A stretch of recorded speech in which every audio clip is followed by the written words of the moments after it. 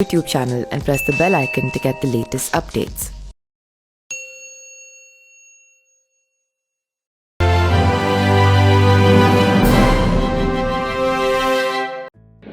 नमस्कार, मेरा नाम पिंटू सिंह यादव है और आप देखना शुरू कर चुके हैं न्यूज लाइव। दोस्तों, सीएम योगी के साथ सीधी तकरार के बाद सुभाषपा प्रमुख ओम प्रकाश राजभर को 5 साल पहले मंत्रिमंडल से बर्खास्त कर दिया गया था। सरकार से बाहर आते ही राजभर ने न सिर्फ सीएम योगी बल्कि पीएम मोदी के खिलाफ जहर बोलना शुरू किया था। उन्होंने कई बार तो आपत्तिजनक भाषा का इस्तेमाल भी किया था। इसके बाद भी उन्हें पहले एनडीए में शामिल किया गया, फिर मंत्री बनने के लिए घोषी उपचुनाव का टास्क दिया गया।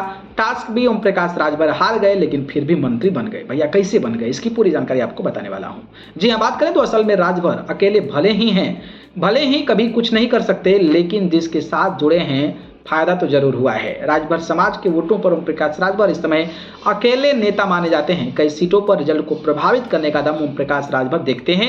यही कारण है कि राजभर की एनडीए में वापसी और प्रदेश सरकार में कैबिनेट मंत्री बनने का रास्ता साफ हुआ है और माना जा रहा है कि एनडीए में पूर्वांचल को मजबूती मिली है। सुभाषपा के साथ मिलने से गाजीपुर और बलिया के साथ आजमगढ़, लालगंज, संत कबीरनगर, अंबेडकर नगर, जौनपुर, घोसी, चंदौली, मछली शहर सीट पर भाजपा की पकड़ मजबूत हुई है। ओम प्रकाश राजभर गाजीपुर की जिस जहूराबाद सीट से विधायक हैं, वो बलिया लोकसभा सीट में हैं। 2024 के चुनाव में गाजीपुर की जखनिया सीट से भी सुभाषपा के बेदी राम जीते थे। जखनिया सीट गाजीपुर लोकसभा क्षेत्र में आती है। इन दोनों विधानसभा क्षेत्रों में राजभर मतदाताओं की संख्या जो है वो काफी ज्यादा अधिक है। यूपी में करीब 4% राजभर हैं। पूर्वांचल के 25 में से 28 लोकसभा क्षेत्रों में राजभर की अच्छी संख्या है। वे करीब दर्जन भर सीटों पर निर्णायक भूमिका निभाने की स्थिति में भी रहते हैं। प्रकाश राजभर की पार्टी ने 2019 के चुनाव में 19 लोकसभा सीटों पर उम्मीदवार उतारे थे।